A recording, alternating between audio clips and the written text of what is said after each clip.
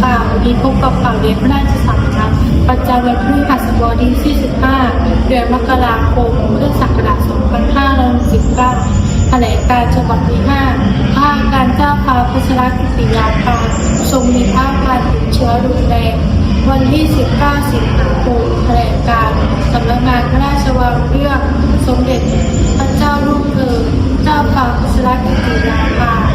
นเรนทิราเทพยวดีกรมหลวงราชสารินีสิริพันธ์มหาวชิรราชธิดาทรงพระประชวรฉบับที่5ตามที่สำนักงานพระราชวังได้มีการแถลงการเรื่อง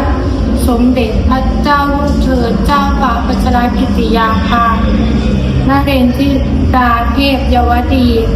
กรมหลวงราชสารินีสิริพันธ์มหาวชิรราชธิดาทรงพระประชวรบทพระสติด้วยพระอาการทางพระหัตถ์ไทยและทรงเข้ารับการรักษาพระองค์ที่โรงพยาบาลจุฬาลงกรณ์สภากาชาดไทยมาตั้งแต่วันที่ 15 ธันวาคม พุทธศักราช 2565 และแพทย์ผู้ถวายการรักษาได้รายงานว่าทรงมีภาพการแทรกซ้อนด้วยการติดเชื้อที่รุนแรงในภาคกระแสโลหิตในวันที่ 9 สิงหาคม พุทธศักราช 2518 ความทราบร่วมกันแล้วนั้นคณะแพทย์ผู้ถวายการรักษาได้รายงานเพิ่มเติมว่าจากที่ทรงมีภาพการติดเชื้อที่รุนแรงและคณะแพทย์ได้ถวายการรักษาอย่างต่อเนื่องขณะนี้ยังมีความดันพระโลหิตต่ำอยู่คณะแพทย์ยังต้องถวายพระโอสถเพื่อกระตุ้นความดันพระโลหิตร่วมกับพระโอสถปฏิชีวนะและการใช้อุปกรณ์ทดแทนการทำงานของพระวกะ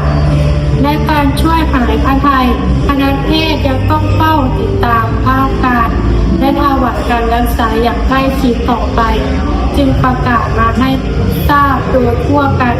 สำนักงานพระราชวังวันที่ 19 สิงหาคม พุทธศักราช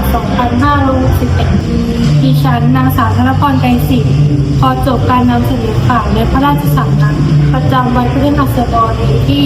15 เดือนมกราคม พุทธศักราช 2519 ไว้แต่เพียงเท่านี้ขอบคุณและสวัสดีค่ะ